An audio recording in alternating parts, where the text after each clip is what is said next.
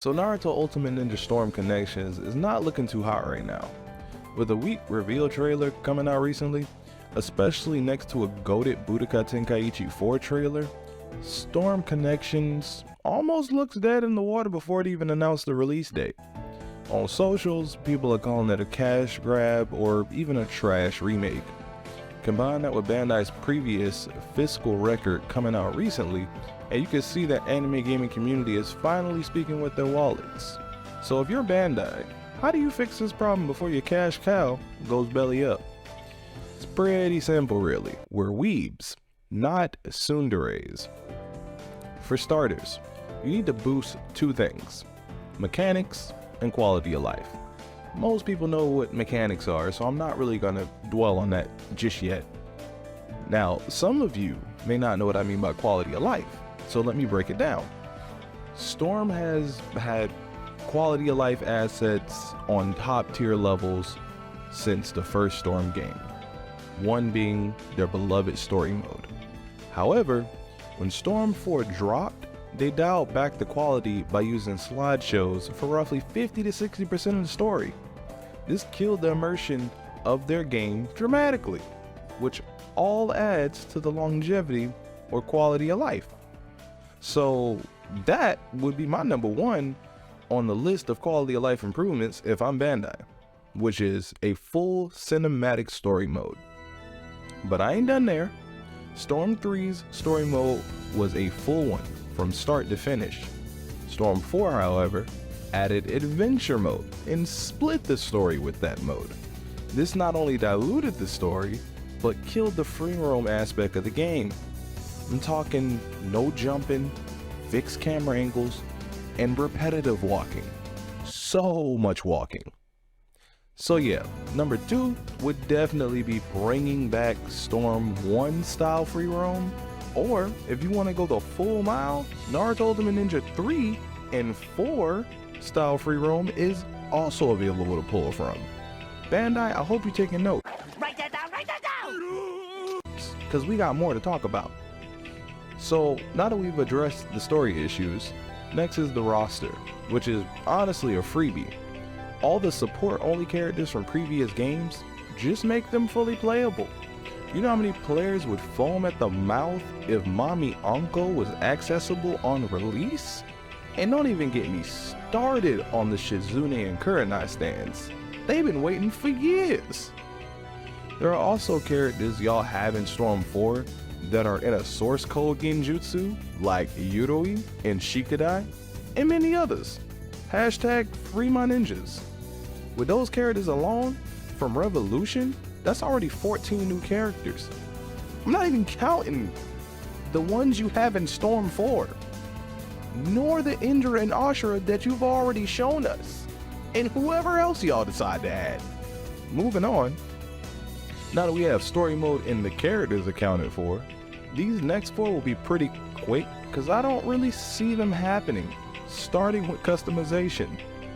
Now this can be anything from Rev's customized features to full-blown CACs like Shinobi Striker, with a separate online mode of course to avoid broken rank shenanigans. Example being someone having broken abilities slash movesets and abusing it to no end, and then proceeding to hit the gritty on your grave in the Konoha 11s. So naturally, I would honestly prefer Revolution's system as it promotes a longer shelf life, but with the semi-success of Shinobi Striker and their DLC seasons, I don't know how that would really go. Next would be team names, which are honestly the most probable to return. This just gives the special names to your squads based on how they relate to each other. Example being in Storm 3, if you would have picked Naruto, Sasuke, and Sakura, it'll show Team 7. And if you'd pick, let's say, Sasuke, Itachi, and Madara, it'd show Uchiha, or Uchiha Clan. Simple enough. And a lot of community members, including myself, has asked for this to return. After that, we have the 4th combo, or the side combo.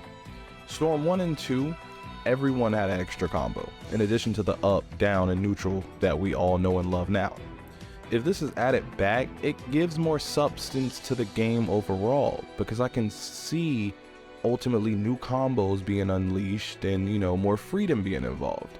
But I can also see the game memory being a limitation, as this is probably going to be made for, you know, PS4, Nintendo Switch, and so on. Speaking of limitations, I would like to not be limited in my playstyle anymore, just because of a certain map. Yeah, I'm talking about ring out stages.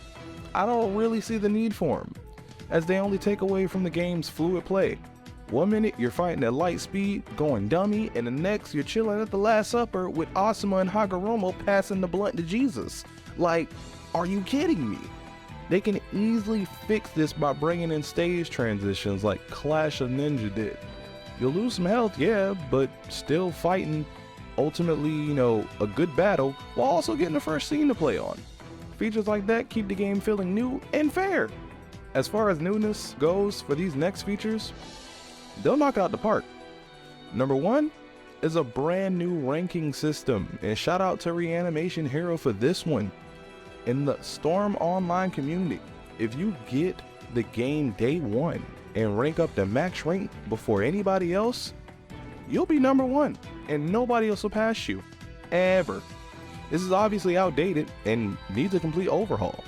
Maybe try the Overwatch route and do seasonal rankings, keeping the leaderboard fresh and updated with new players wanting to learn and ultimately one day take that number 1 spot for themselves for a season or 2. Again, shout out to Reanimation Hero for this idea, because this is the first time I've ever heard somebody make a stab at the online mode in terms of how we get ranked. Now, with that one feature alone, you'd see a huge boost in ranked activity, obviously. And you combine this with a DC or disconnect punishment when players rage quit or just have bad internet, the game will see a big boost in lifespan. The only thing that would help further would be a ping indicator, letting you know how much delay you're dealing with before a match.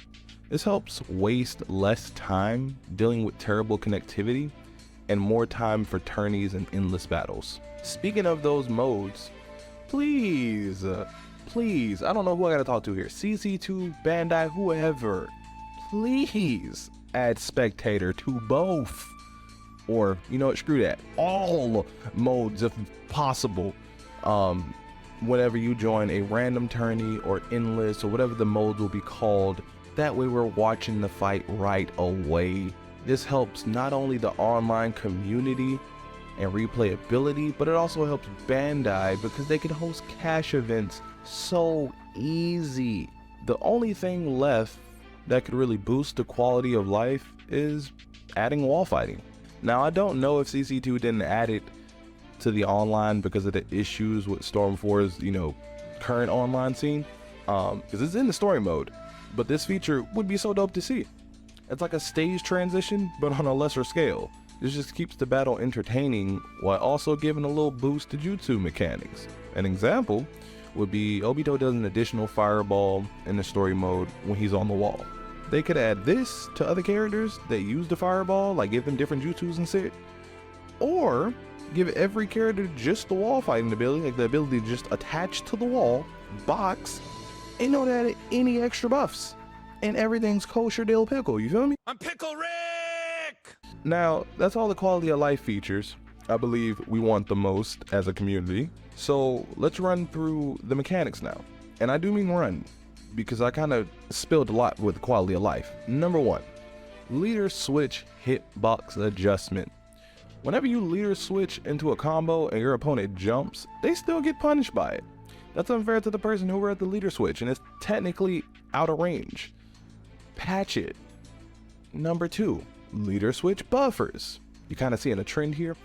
Whenever you input a jutsu and you switch at the same time, or you input a combo then switch, the character you switch from continues whatever action you inputted before said switch. This was obviously not meant to work this way, so patch it.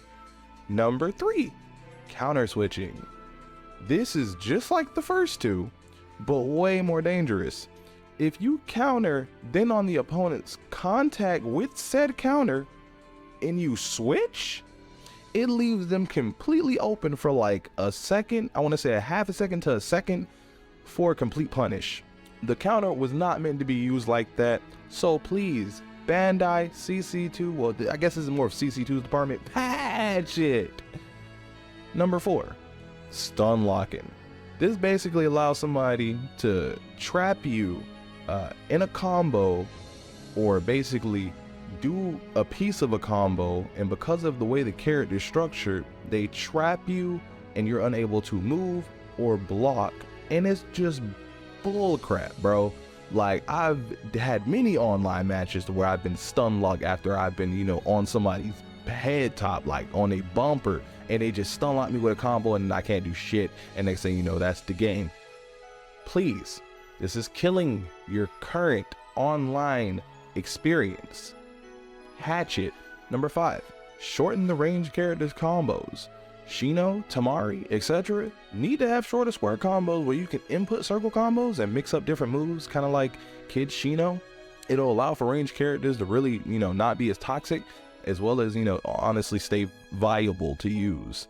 I believe it was in like Generations to where you could do something like that, but I can't really think of the game. But like it's been in a Storm game before and they just took it out because they're just known for taking stuff out. CC2 apparently hates good features. Number 6, either shorten the subs or give us something like a seal tag that you can throw that prevents someone from subbing for like 5 seconds. This can replace either the guard break pill or the kunai bags, since they're kind of useless.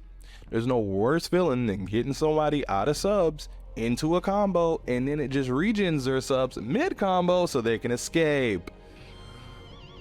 Patch it. I'm sorry, I spit on my mic. And finally, number 7, add ninja move into tilt from Generations back. This allows for more combo creativity in your playstyle, especially if we don't get the 4th combo back. And I mean, this is way easier to do than adding the 4th combo because you don't have to worry about memory. It's just put in one function back into the game and now everybody can get more creative and it didn't cost that much memory. Like, there are options, bro. Now, these are just my thoughts on how Naruto Storm Connections could be the best Storm game. But if you think I missed something out there, just let me know in the comments. Also, if anything I said was something you enjoyed or just want to keep up to date on Naruto Connections, subscribe to the channel as I'll be covering it from now into the future.